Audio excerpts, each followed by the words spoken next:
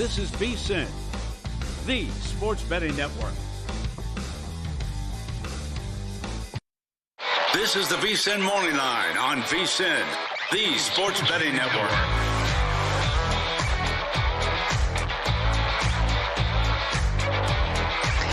Good morning, happy Wednesday, and welcome into the VSiN Morning Line. I'm Grace Remington with Michael Lombardi and Harrison Sanford. Thank you for beginning your day here with us. Before we get into the news of the day, let's take a look at what's coming up later on the show. We got two guests joining us later on. We have Will Hill at 7:45 Eastern, VSiN contributor and host of the Shoulda Bet More podcast, joining us with his best bets in the NFL and college football.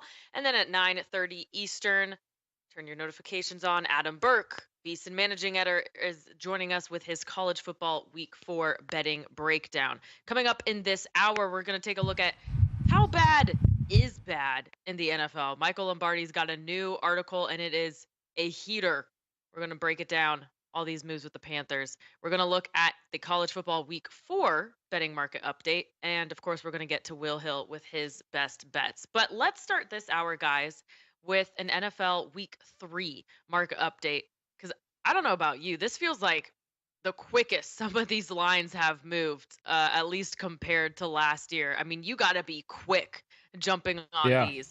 The first one we want to get to is Seahawks and the Dolphins. This line moving from 6.5 to 4.5, so getting smaller, going Miami's way. This comes with the news that Dolphins are officially placing Tua Tagovailoa on the IR. He'll miss a minimum of 4 games after suffering a concussion. But Michael, what do you think is the main reason here for this line movement toward Miami?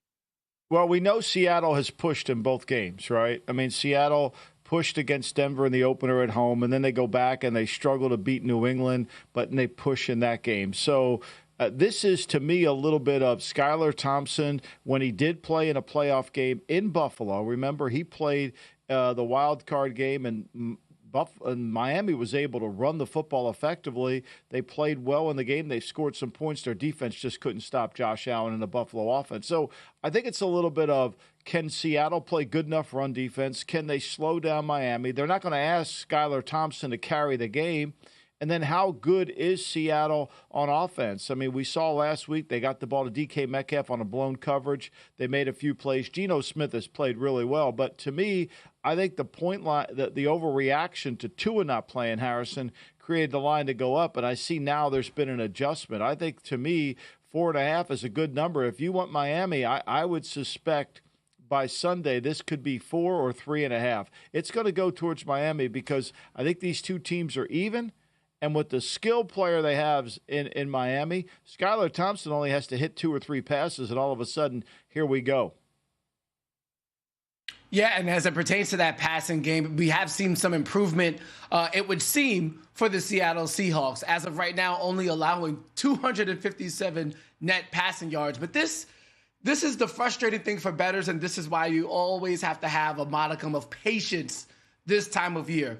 We don't necessarily know how to evaluate those 257 net passing yards because who did they play? Bo Nix, who has a low average depth of target so far in his NFL 2 games. And then you're also looking at who they played last week in the New England Patriots with Jacoby Brissett at quarterback. So trying to evaluate a team and how they could perform on one side of the ball with a new coaching staff is going to be even more difficult when you're playing against teams that aren't necessarily that highly ranked. So there's going to be some patience with me going forward, and I hope people understand why.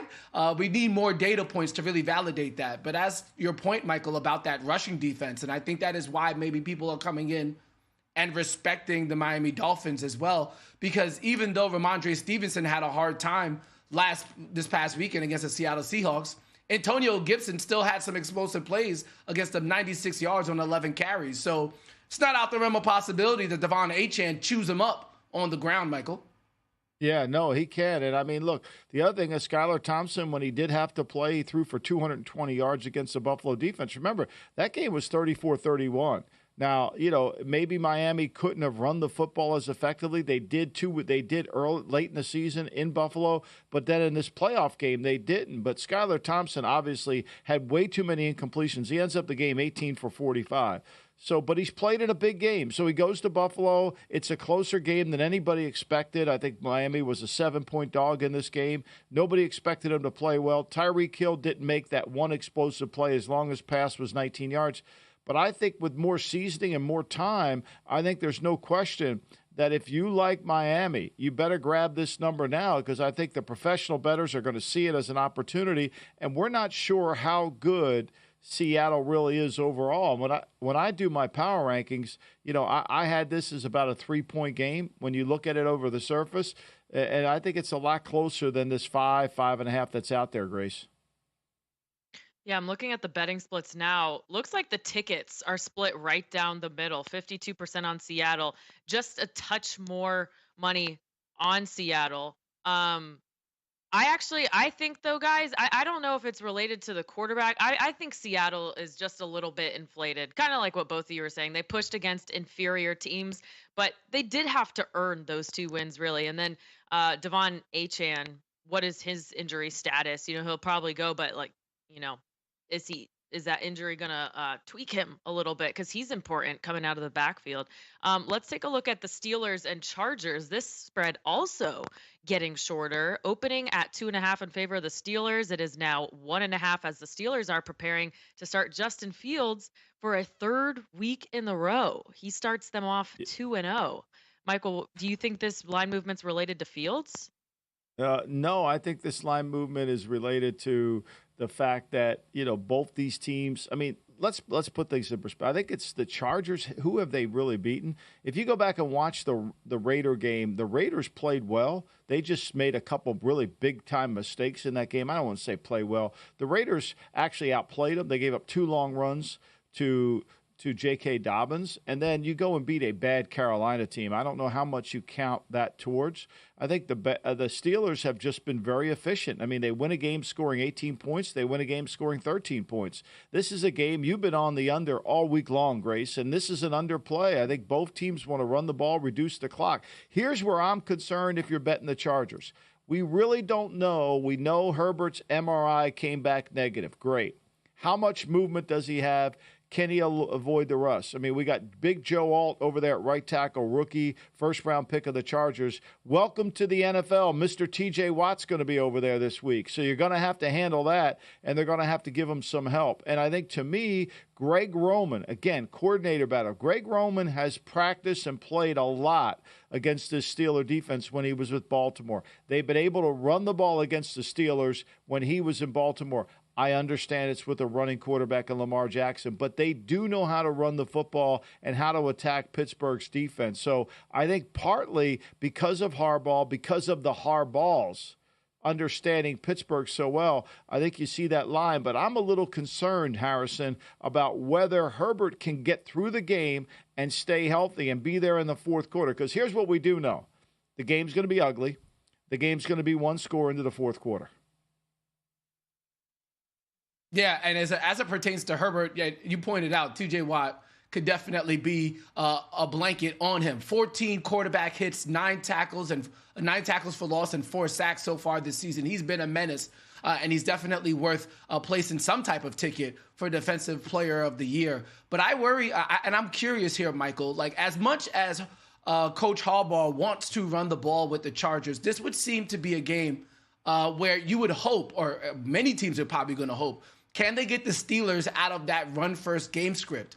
And while, Coach Harbaugh wants to run the ball, you do have Justin Herbert, and a guy who can step back there and deliver passes at, probably at one of the more better rates in the NFL. Do you think there is an explosion element to this Chargers offense? Can they do that to put more teams out of game script, particularly a team like the Steelers, who does not necessarily have the arm talent to stay in the game if they can make it a shootout or put them in a negative game script, Michael? Yeah, that's not how Pittsburgh wants to play, right? I think Pittsburgh's pretty clear with how they want to play, Harrison. They're going to try to make it ugly. It's going to be a muddy game. They want to keep it low scoring. They want to pace the game. Look, when you win 2 games scoring less than 20 points, you understand who you are. That's the one thing about Mike Tomlin more than anybody. He knows who his team is. He knows how his team has to play. And they're not going to extend Justin Fields out. They know they've done a great job. Give Arthur Smith a lot of credit. He's done a great job with Justin Fields. No fumbles. no interceptions. He's protected the football, and they're going to win ugly. I mean, they've only averaged 3.6 yards per carry, Harrison. So I think that's been the key. They've punted the ball. And I think, to me, ultimately, as long as they have clean possessions, I think that's going to be the key. But I'm wondering here, Michael, can the Chargers put them out of that game script? I mean, we're still talking about Justin Herbert here, a guy who used to lead the league in passing yards or top 5 in passing yards. Can they do that? So is that element of the offense all the way? Is that just gone now because Coach Harbaugh's in town? Let me answer your question. He's averaged 40 passes every game in his career before Mr. Harbaugh showed up. He hasn't thrown 40 passes in 2 games. And so they've changed the script. They're a different team. Now, they have no explosiveness. I know Quentin Johnson had a touchdown last week. He beat J.C. Horn. But they're not the Kellen Moore, we're going to fire it around with Brendan Staley and we're going to go for it. I mean, they've changed who they are completely. I mean, all their big plays have come from runs, mostly. I mean, last week against Carolina, they were averaging, beating Carolina. This is what makes Carolina so ridiculous. Carolina couldn't slow them down. I think they averaged 6 yards per play in the game, whether they ran it or throw it, Grace. Wow, that is a really bad stat. But I'm with you guys. Steelers should be favored against an injured quarterback when you have TJ Watt on the other side. I wouldn't be surprised if this went back the other way, but you already know my stance. I'm on the under here. All right, coming up next, how bad is bad? The Panthers benched their first-round draft pick, Bryce Young, but how is the rest of the team? We're going to take a look next at Michael Lombardi's next article. You're listening to the VSiN Morning Line.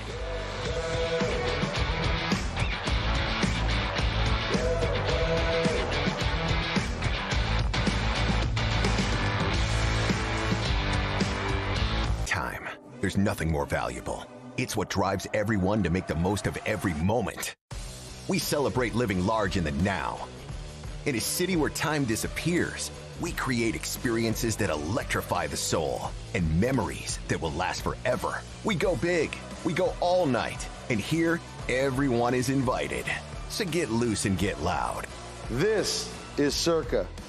You'll have the time of your life. Coming up Wednesday on Follow the Money, big show. We talked to former MVP Rich Gannon, also the VP of Circa Mike Palm, and Sal Pal with picks and predictions. Follow the Money weekdays 4 to 7 Eastern on VSiN, the Sports Betting Network. Want to see who at VSiN is on a hot streak? Go to VSiN.com/picks to see all the selections and weekly leaderboard of VSiN hosts, writers, and guests. Become a VSiN Pro subscriber and get every pick sent to your inbox daily. Just head to VSiN.com/pro. So, Paulie, have you had a chance to read the VSiN Daily yet? Yeah, came in at 3 a.m. What's Bill doing up that late? Well, rumor has it, it starts off with a 12-hour meditation session. Then he just pours himself over film and live TV, really focusing and taking it all in. Bill's in with the biggest insiders, talking trade secrets, strategies, the whole nine, absorbing the info. And then and only then can the writing process begin.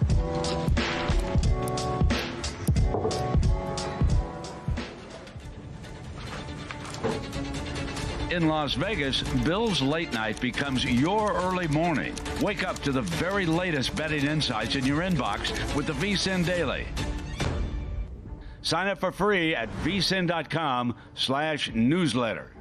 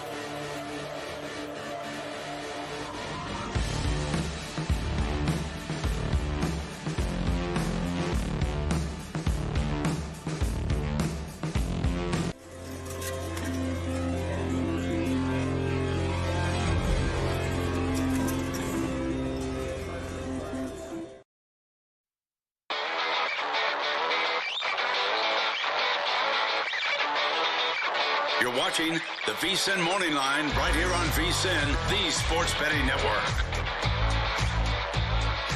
Welcome back into the VSiN Morning Line and happy Wednesday. Before we get into Michael Lombardi's writing spotlight, how bad are the Carolina Panthers? We have to finish this discussion on the Steelers and Chargers because Michael and Harrison, you were having a fantastic discussion during our last break there. So Harrison, why don't you pitch your question again to Michael? Yeah, so I'm just curious, if you are the Chargers, if you're Coach Harbaugh and you understand how limited Justin Fields is at the quarterback position, going back to that West Coast offense philosophy, wouldn't you just, say, I got Justin Herbert, a talented guy in the pocket, a talented quarterback who could throw the ball. Wouldn't you just try to get that early 10-0 lead, that early 7-0 lead, as opposed to going back to rushing the ball? It's almost as if Justin Herbert, the quarterback that we used to know, doesn't even exist anymore, Michael. Well, I think the quarterback that we used to know named Justin Herbert never won anything. I mean, that's the problem. So throwing it 40 times a game hasn't really worked out for him. I mean, Jim Harbaugh's going to, if he has to throw it, certainly they're going to throw it. But look, Greg Roman has never been known as a passing game guru. Now, they have Mark Trestman, the former head coach of the Chicago Bears, on the staff. Mark was with Jim Harbaugh when he was at the Raiders with all of us. But I just don't see them changing their identity. I mean, I think what you're asking is, should they modify? I think then you get into some trouble. All of a sudden, now you're opening the formations. You put yourself at risk for T.J. Watt. I'm not saying they're going to go in there and not throw the football. And I agree, whoever gets the lead in this game will have a significant advantage. But I think you got to play to your style. You got to play to your strength. Right now, your strength is J.K. Dobbins, right? And you know that they're only averaging 3.6 per carry. Now, they're only giving up 3.7. You know it's going to be a low-scoring game. They play very good in the red area. So I don't think both teams, Harrison, are trying to avoid a mistake. And I think, to me, the way you avoid a mistake is by playing to your comfort level where you are. I agree, though. You want to get the lead, and maybe they do come out and fire some things. But to me, I think they've got to be careful with Pittsburgh protection-wise first. Yeah, I mean, hey, listen. If Justin Herbert is only gonna average under 20 passing attempts per game, Michael, then what are we paying him for? At that point, hey man, you might as well get another. Obviously, you're not gonna do it, but it's almost as if you're paying him for somebody that he doesn't need to be anymore, which is just from a standpoint of money management. You pay a quarterback to win games, Harrison. That's what you do. All these numbers. Yeah. I mean, Kellen Moore will give you all the numbers you want. I mean, how do you like that call he made on third down? How do you like that? He's been doing that his whole career. I mean, how do you like that? I mean, numbers are insignificant. I mean, Brady will tell you that. Brady was like, look, if I only throw for 200 yards and we win, that's all I care about. I mean, I'm sure there's going to be a time where Justin Herbert's going to have to make some throws, and he's capable of it. There's no question. But it isn't like they're putting him in the retirement community. I mean, he's not going to Boca Vista and hanging out down there. He's going to have to play. But I think, to me, what they're doing is what all teams have to do, which is manage the quarterback. I know that sounds derogatory towards the quarterback, but it's not. I mean, think about this. Nobody wants to talk about this, Grace. Patrick Mahomes has not played well in 2 weeks. He's not had a good game in 2 weeks. If anybody else would have thrown 2 interceptions in that game, Kansas City got lucky. I mean, Baltimore comes back. They're a Sergeant Hulk, a big toe away from losing that game. And then all of a sudden last week, if they don't fumble, if Cincinnati just gives them the game in the fourth quarter, they're 0-2. He hasn't played well at all, but they're managing the game, and they're going to get him going. There's been no quarterback in the National Football League so far this season that has played well. There's been one quarterback who's thrown the ball for over 300 yards, Geno Smith, and that's a push. I mean, Tua throws for over 300 yards, didn't cover the line, right, against Jacksonville. There's been 5 passing game guys throw for over 300 yards. I mean, right now, the NFL is struggling to throw the football. Why? Well, we had no practice. I mean, we just benched Bryce Young. He didn't even give him any time at all in training camp, right? We can't throw the ball. We got Will Levis out there trying to give games away. Please take it if you like it. So the quarterbacking play, because of the collective bargaining agreement and because of the way the coaches approach it, has been really bad. And I think, to me, Harrison's point's great, but you got to play within your comfort zone. Yeah, I like it. Quarterback play has been very down to start the year. And going back to Chargers identity, what is that phrase? It's dance with the one who brought you, right? Yeah.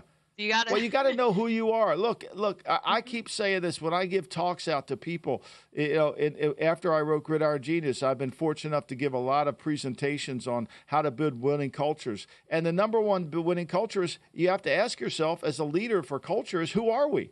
Who are we? I mean, there's no doubt you know exactly who In-N-Out Burger is. I mean, this is who we are. This is what you get. You either like it or you don't, right? And it may not make everybody happy. Look, the way Mike Tomlin plays certainly doesn't make anybody in the analytical community happy. But he doesn't really care because he's winning games. See, Mike Tomlin cares about the W. He doesn't care about what the analytical sheet says. Oh, there's a 69% chance if we don't. I said that yesterday to Belichick. I had to go up to NFL Films, and I sat him down, and I said to him, Bill, here's the situation that people in the analytical community think. They think that that because of the situation in the Philly game, that they should have gone for it on fourth down, which would have given them a better chance to win the game. And he looked at me like I had just insulted his entire family. Like, are you crazy? You're going to take a 3-point game and not make it a 6-point game and figuring you could rush the passer?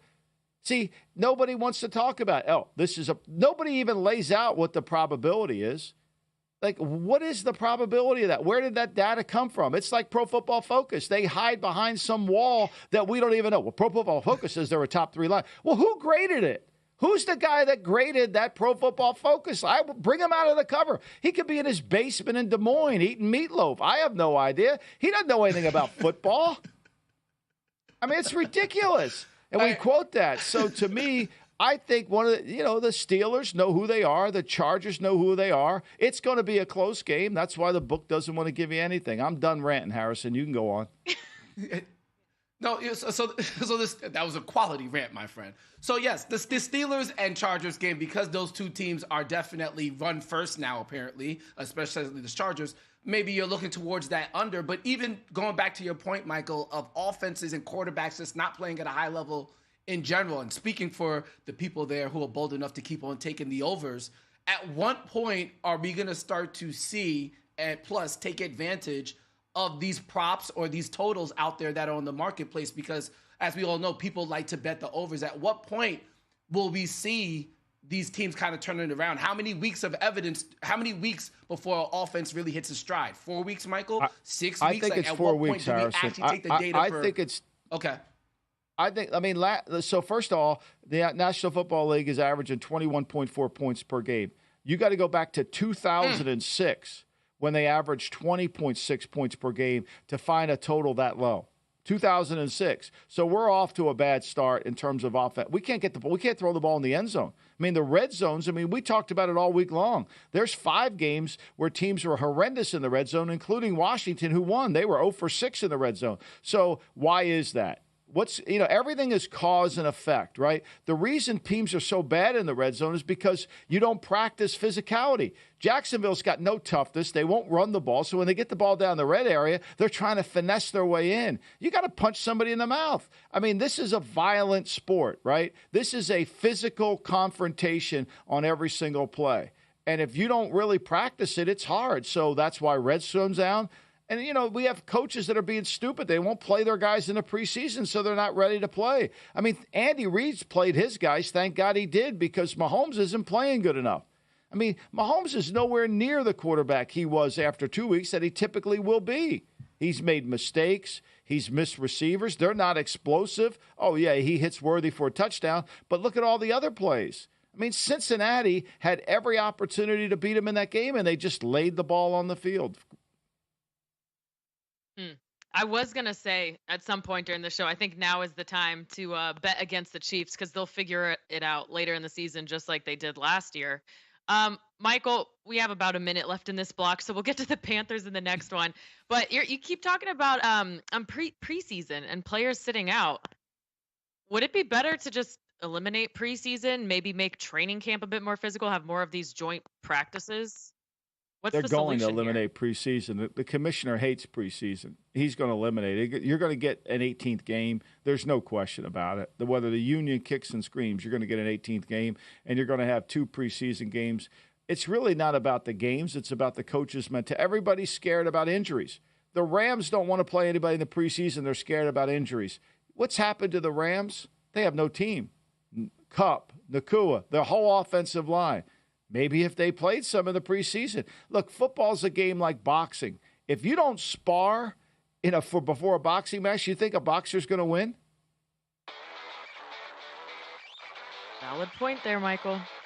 Why Sean McVay was running his injured players out there in the first 2 weeks. Not sure I like that. Okay, coming up next, we will take a look at how bad is bad. The Panthers. Is there any glimmer of hope for any units on this team after benching Bryce Young? We're watching the VSiN Morning Line.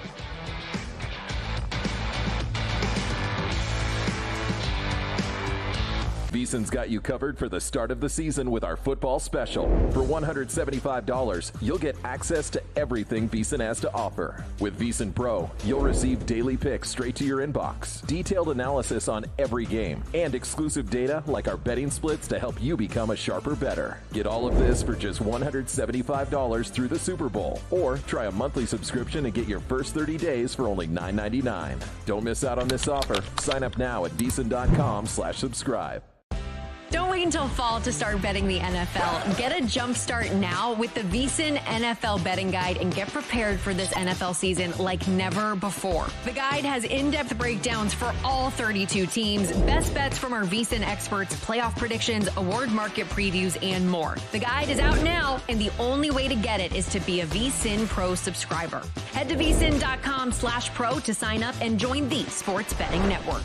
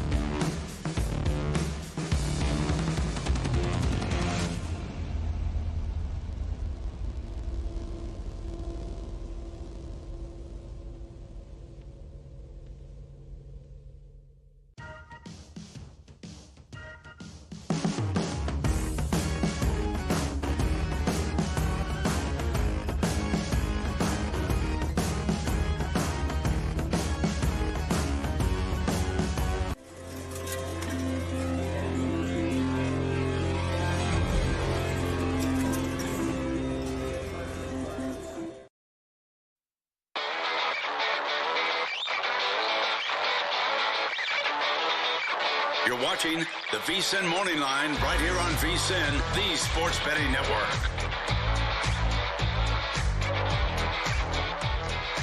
Welcome back into the VSiN Morning Line. I'm Grace Remington with Michael Lombardi and Harrison Sanford.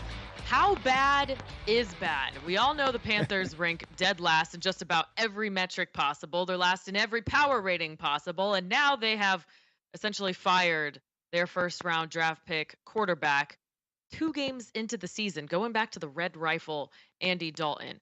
So Michael Lombardi has an article up on VSiN.com. You can read it with your VSiN Pro subscription. He's breaking down the Carolina Panthers. Is there any type of glimmer of hope for them? Michael, what do you see in this team? Well, I mean, look, let's just take Bryce Young. He's played 19 games. He has not played very well. Now, they've done nothing really to help him, but I'm not sure he is ever going to be a great player. He has no confidence. You know, they said this offseason, you know, when they fired Scott Federer, their general manager, they replaced him with Dan Morgan, who was part of every single decision that the Panthers made prior to Scott Federer getting fired. He was involved with everything. So I'm not sure quite how that really lines up. But Dan Morgan ended up endearing himself to Nicole Tepper, David Tepper's wife. So that's why he got promoted. It's, you know, it's just the political nature of the National Football League. And then they bring in Dave Canales, who's got this incredible reputation for fixing quarterbacks, but he did it 1 year. He never was the offensive coordinator or got promoted in Seattle. He came to Seattle with Pete Carroll as an assistant strength coach, and then he worked his way up. He became a position coach. Great for David. Wonderful guy. But he's got 1 year of experience, and now all of a sudden you've got Dan Morgan and him running a franchise. They don't even interview Belichick. I mean, Tepper thought so lowly of Belichick he wouldn't even interview him because he knows what he's doing. This whole organization's a mess. Just think about this, Grace. They've converted 2 third downs in 2 games. 2. They're 2 for 22. Now, just for the record, Patrick Mahomes only converted 5 out of 27 attempts, so he's not much better, but we know he's going to get better. But the defense has allowed 16 third down conversions out of 29 attempts. They're behind in the first quarter, 50 to 3. In the first half, 50 to 3. They can't stop the other team from running the ball. It's 4.9 yards per carry. 4.9 yards per carry, right? And then defensively, they can't throw the football. They put that all on Bryce Young. And so, to me, they're giving up a 75% completion to their opposing quarterbacks. And they've played, you know, Carr threw the ball down the field on them.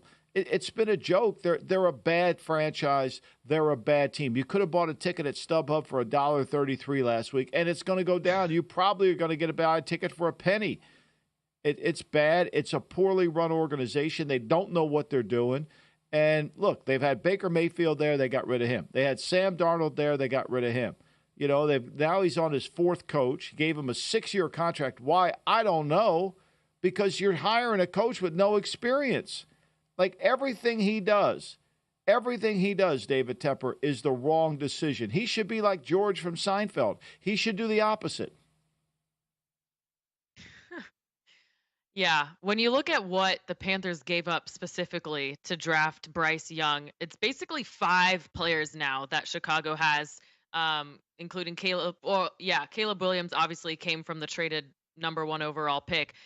But DJ Moore. I don't know why that. It's early in the morning. DJ Moore plus 5 other players through the draft. This Panthers organization also had the opportunity, Michael, to draft C.J. Stroud or Anthony Richardson. They looked at Bryce Young, who is 5 foot something. You call Kyler Murray the mayor of Midget Town or whatever. Munchkin Land. Munchkin Land. That movie has no violence in it, Grace. You should watch The Wizard of Oz. Oh, I know. It has no violence. That is The Wizard of Oz, right? Yeah, that's you ruined it for me, by the way, because now on Sundays I'm picturing Kyler Murray in like this little top hat and suspenders running around the field. Well, I can't unsee it. I say it complimentary to him because when he does what he did last week, when he can run around and go beep, beep and make all these Roadrunner plays, he's sensational. When you make him play in the pocket, he's the mayor. He can't see anything. But, you know, look, that trade was a disaster. That's because Tepper wanted to make the decision. You know, we know that Frank Wright wanted to pick C.J. Stroud. I mean, everybody's made that very clear. And look, I don't know if Bryce Young is not very good, but here's what I would say from an experience and an understanding of the draft, right? Everybody that views the draft draft nicks, Mel Kiper, Todd, all those guys. All they do is say, this guy's a good player, that guy's not a good player.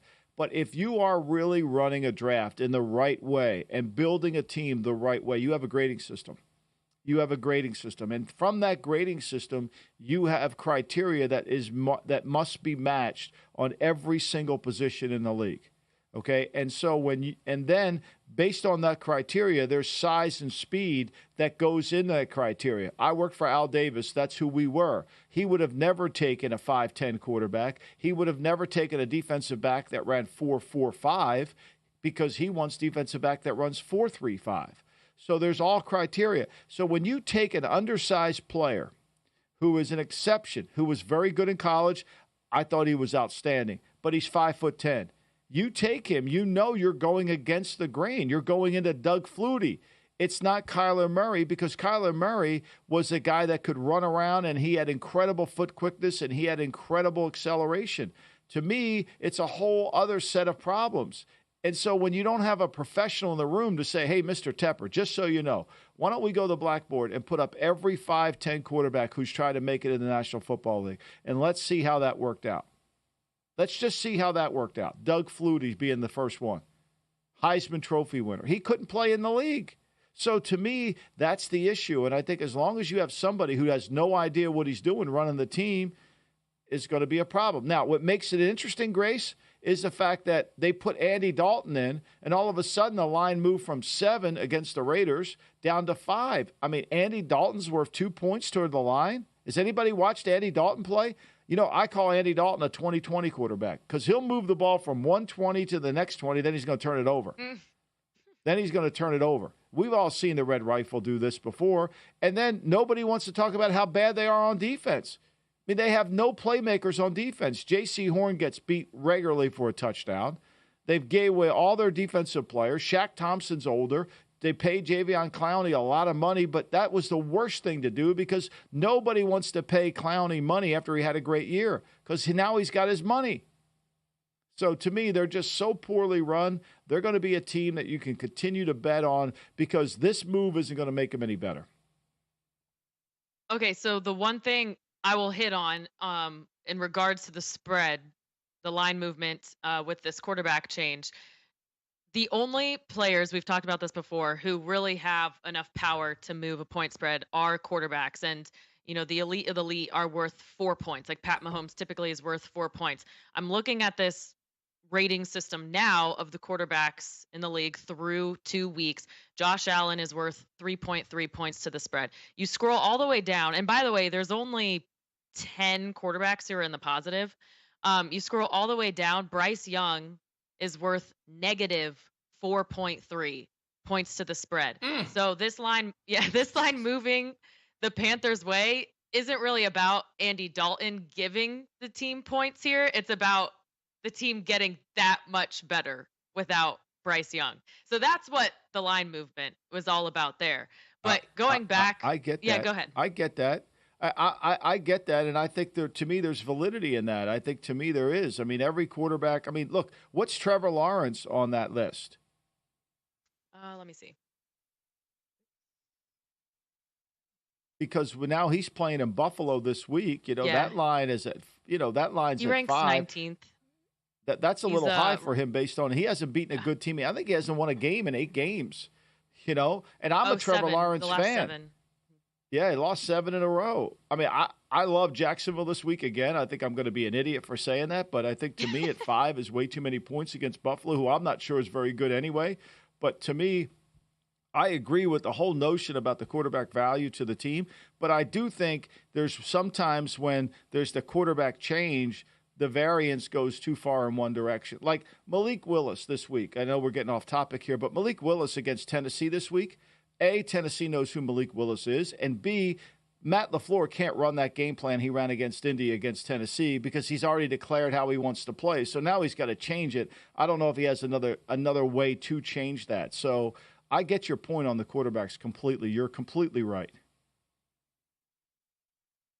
Yeah, and I guess I should clarify it's the starting quarterback relative to his backup. So I think I've said this on a previous show. Pat Mahomes is worth actually like 7 points to the spread if it's him versus his backup Carson Wentz going in. But either way, the point still stands. This line moves because the team gets better without Bryce Young. And by the way, the Panthers 31-70 in the David Tepper era since he took over in 2018.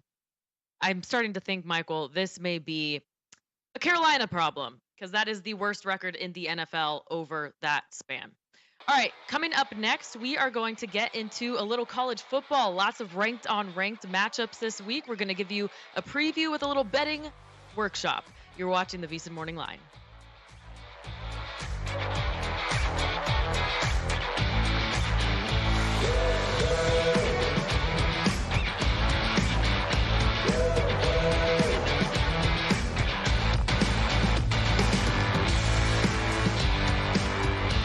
In the heart of downtown Las Vegas, a sports oasis awaits. Stadium Swim, the ultimate outdoor amphitheater, built for the ultimate sports fan, with a colossal screen that brings the game closer than ever. Reserve a daybed, private cabana, or lounge in the center of it all. 6 pools to dive into as the game heats up. And the best part, there's never an off-season. Open 365 days a year. Stadium Swim, it's always spectator season.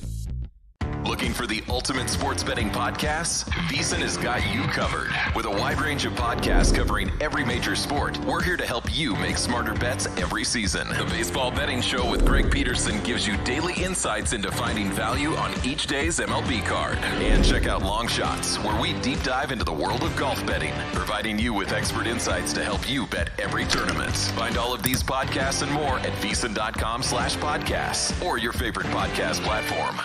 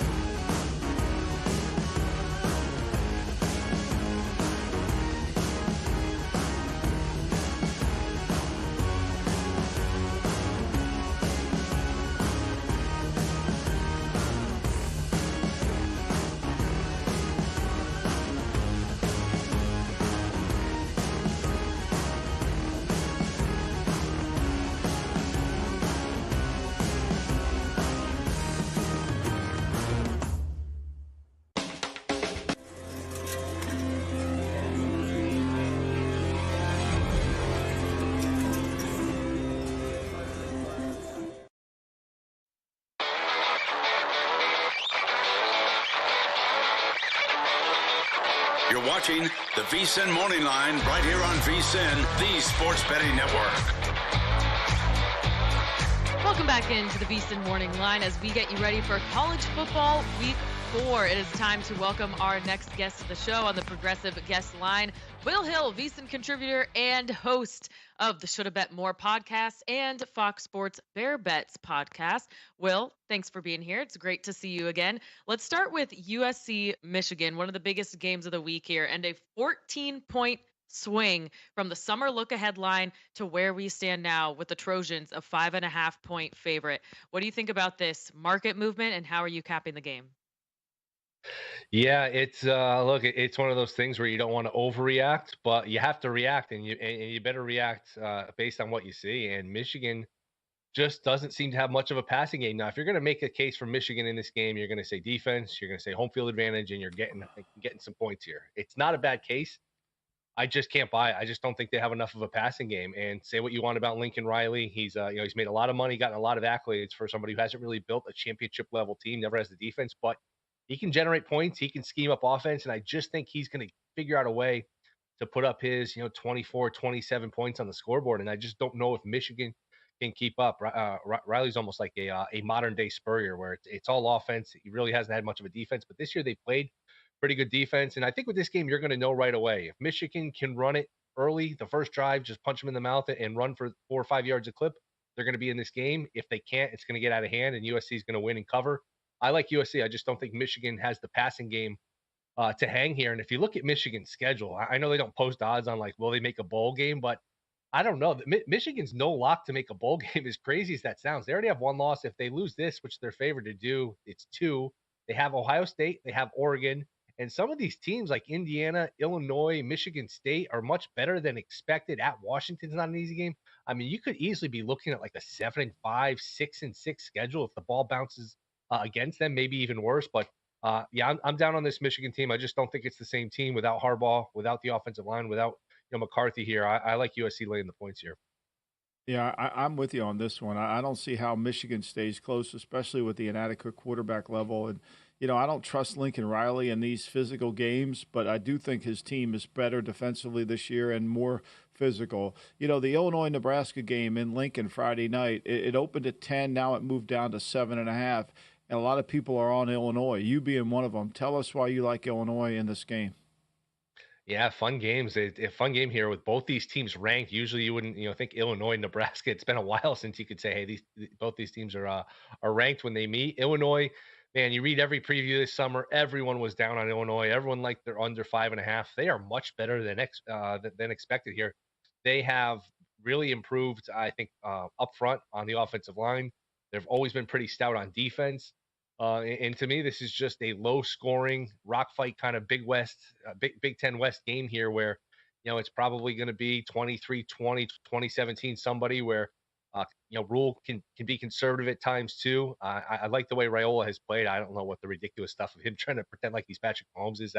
That's another story. But I just think this is a close, low-scoring game. I mean, it's only a total of 43, so laying over a touchdown is a lot of points here. I'm looking forward to this. A Friday night game, fall game, little chill in the air, Big Ten style football. I'll take the points here with the Illini.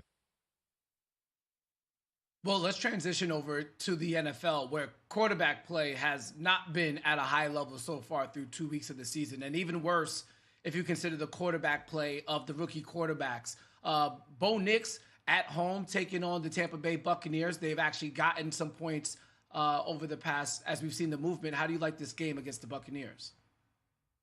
I like Denver. I do need the 7, so there's mostly 6.5. If you're taking the 7, you're laying minus 115, minus 120. I'd rather do that. If you're making the case for Denver here, 0-2 team against the 2-0 team, so you got the hungry, desperate team against the team that's in Tampa that's fat and happy, coming off a big win against Detroit. And if you want to support Knicks here, if you want to make the case that there's some better days ahead, which I'm not sure we'll see, but look at the first 2 games he's had to play through. Look at the environments. At Seattle, week 1, tough place to play. Against Pittsburgh, rim defense. Now you get a little bit of a softer draw where Tampa's missing some guys on defense. I thought Detroit moved the ball up and down the field last week and just gave the game away. So if we're going to start to see Knicks play better, I think it'll be this week. You're getting 7. You're getting a desperate team, or at least you're getting points, and you're getting a desperate team. I will plug my nose here and take Denver plus the points. I think they bounce back and they keep this game competitive. Well, ever since Iowa overs started cashing, I've been really missing that steady underplay in my life, and I'm thinking the Steelers could be that this year. I bet the under in this Steelers-Chargers game, the under 37 earlier in the week. It's since been bet down to 35.5. Yesterday, Matt Humans came on and said he could see a 13-12 game. So still some value on this line to him, but is this low number scaring you away yet? No, I mean, it's the same as last week against with the Denver-Pittsburgh game where it was a low total. It was 36.5, and that 37 is such a key number, so you got a great number there. I feel like the under. I'm just going to play Steelers unders until they don't cash anymore, until they prove they can go over, because they want the game to go under. They want to play that style. Lombardi, you always talk about playing to a certain style. They know what style they want to play. They want to be the old 90s Utah Jazz, play a half-court game and play the game in the 70s or the 80s in terms of basketball score. They want this game to be in the teens. They want to run some more, kick field goals, punt. They want to, and the Chargers are basically forming into the same team because the Chargers do not have a lot of skill. Their offensive line is improved.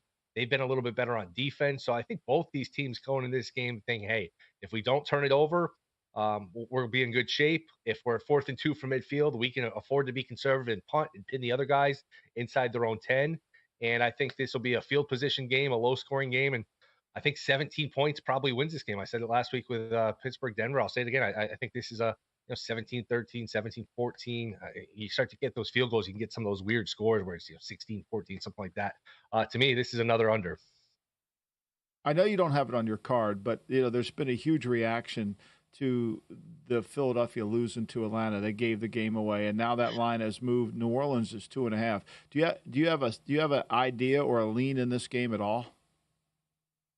Yeah, New Orleans is fascinating. I don't know how for real they are, but that was certainly impressive the other day. I think Philly's got major issues. I can't back that defense on a short week, on the road, laying points. It would be New Orleans or nothing.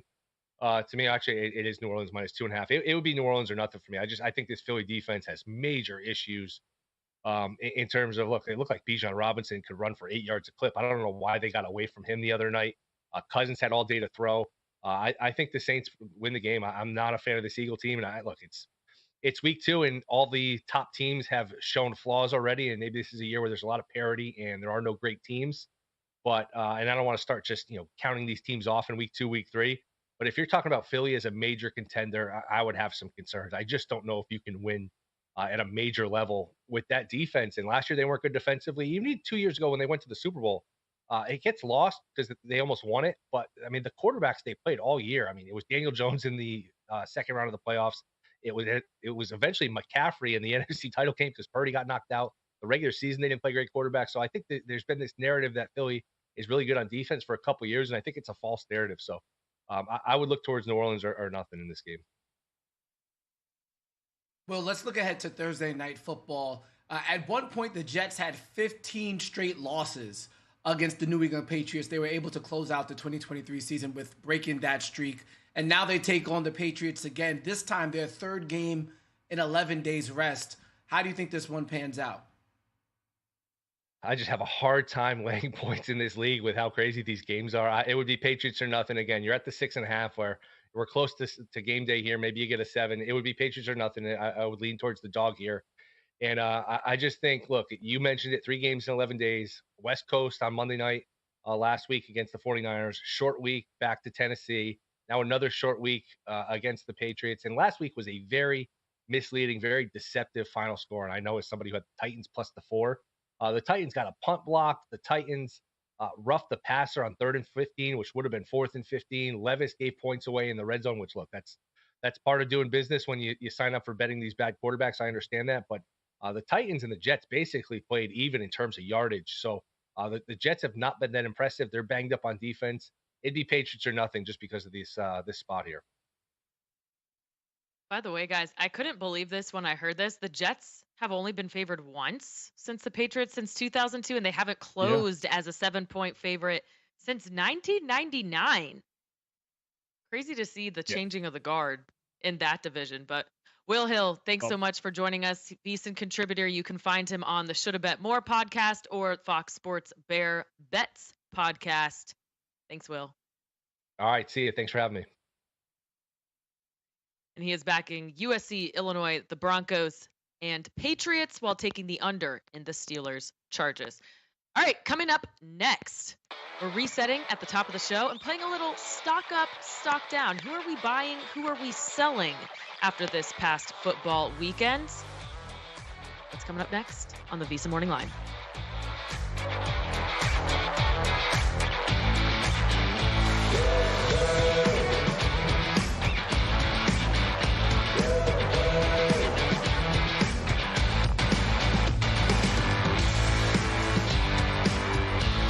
A new football season means a new lineup on VSiN. Start your day